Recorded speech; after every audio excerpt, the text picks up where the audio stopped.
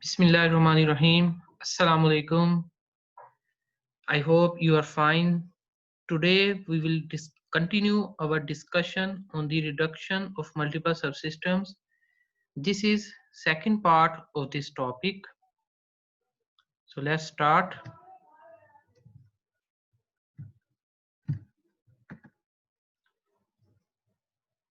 Today we will study the block diagram algebra. Why we need to study this?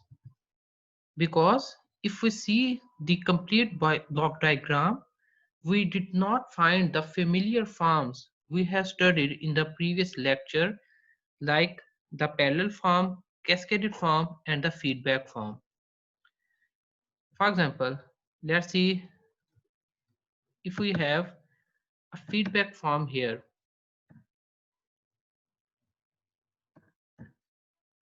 Here we have a feedback h of s.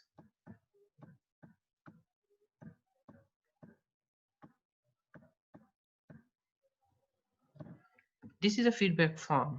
We can move this feedback form to a single block, but if we have a pick-off point after the summing junction here, we cannot use the feedback form to this feedback because here is a pick-off point.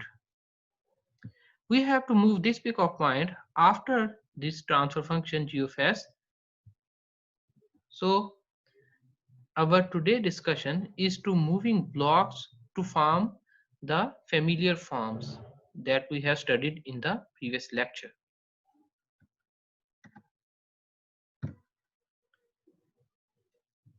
In this slide, we have two figures, A and B. In the A part, we are moving the transfer function block g of s to the left pass before the summing junction. And in the figure B, we are moving the g of s to the right pass of the summing junction, but the result of the both before and after this move, the result should be same. Here we can see that g of s is multiplied with both r of s and x of s. We want to move this g of s to the left pass, so here g of s should be multiplied with both r of s and x of s, like this one. The result of both are the same. Similarly, here g of s is only multiplied with the r of s. If we want to move this to the right of the summing junction, we have to divide x of s with the g of s to balance the equation. Here g of s is divided. We have placed a block of 1 over g of s here. So I hope it clears the movement. You are clear with familiar now with these moves. Now we take a pick-off point and see what happened.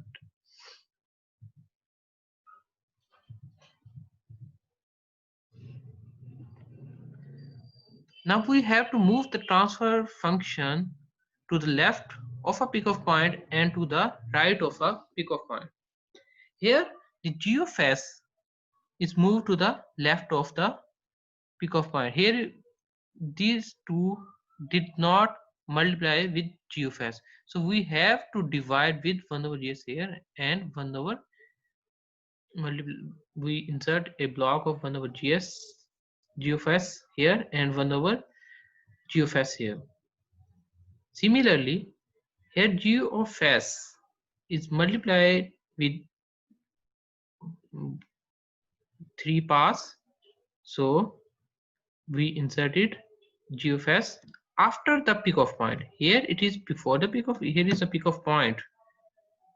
When we move g of s here, GFS block, if we want to move the GFS block is before the pick off point. Here is a pick off point, GFS is before it. We want to move it here, right of the pick off point. So here it will be inserted here and here.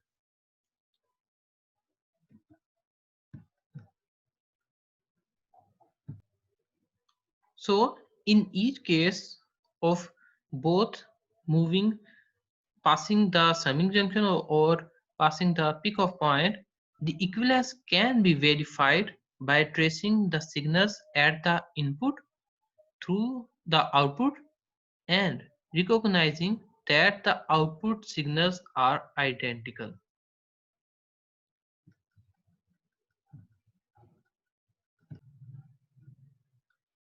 Let us solve two examples which will clear our.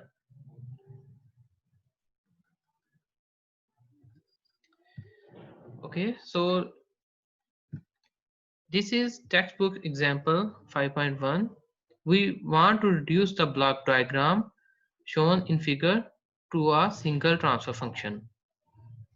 We can see our familiar forms, like here we have a cascaded form G2 of S and G3 of S. Here we have cascaded form and here we have parallel form. These three are in parallel and these two are in cascaded form. So we will solve this one by one.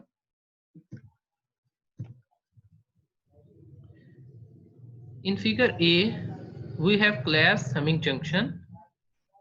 Instead of using three summing junction, we have used only one and the signs are preserved here. And in the figure B, we form equivalent cascaded system. G2 of S is multiplied with G3 of S and placed here. Also, we have moved this parallel form into a one block. Form equivalent cascade system in the forward path and the equivalent parallel system in the feedback path. Now here we have a feedback form. We can use the formula G of S divided by 1 plus G of S multiplied with H of S.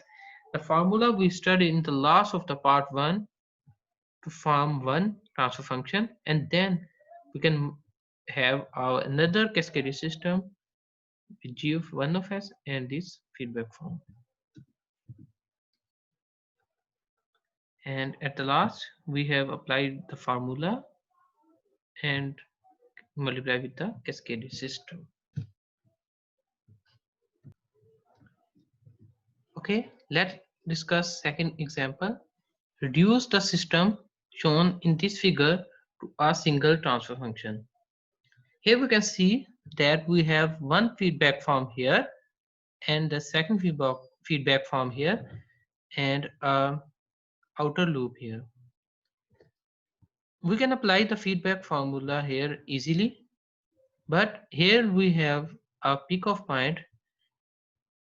We have to move this peak of point after the we can say that we can move this transfer function to the left of the peak of point.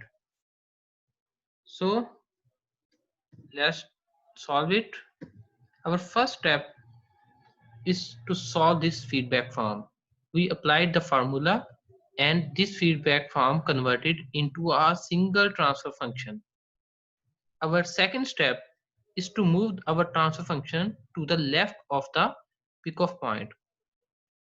When we will move to the left this transfer function, here it will be divided with, or we can say 1 over G2 of S gain will be applied here. Now we have another feedback form here.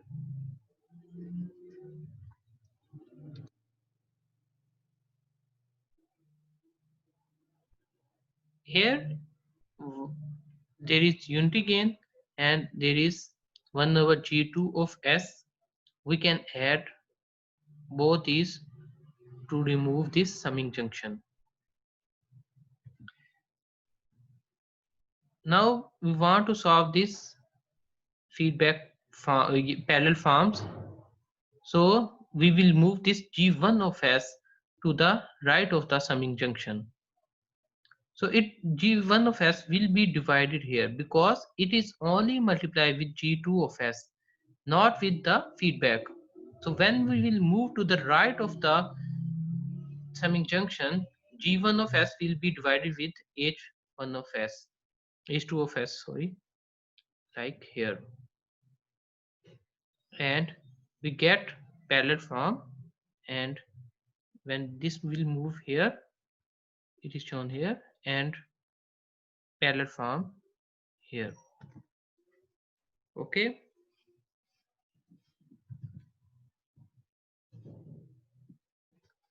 Our next step is to solve the parallel form. Both these will be added, and we have also multiplied the cascaded forms to form a single transfer function. Here we can use the feedback form again to make a single transfer function. We have used the feedback formula here. Now again we have cascaded system. We can multiply both these blocks to make single block diagram. Let's recap our steps. Our first step is to solve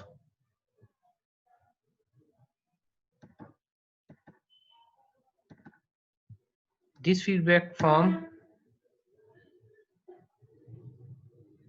to move one block. Our second step will be to move this peak of point to here. 1 over G2 of S will be divided and will be inserted here. Next, we will solve this. We will solve this one unity gain and this 1 over G2 of S to make one block, and we will get cascaded form. We will combine these two to make a single block. Next we will move G1 of S to the right of the summing junction, and it will also be divided here. So we will move this G2 here, G1 of S, and it will also be divided here, G1 of S. Now we get a parallel form. We will add these two and we get another feedback form. With we solve the feedback formula and two cascaded system will again be multiplied. So I hope you understand this example and the block diagram algebra. In the next video, we will study analysis and design steps. Thank you very much. Take care. Allah Hafiz.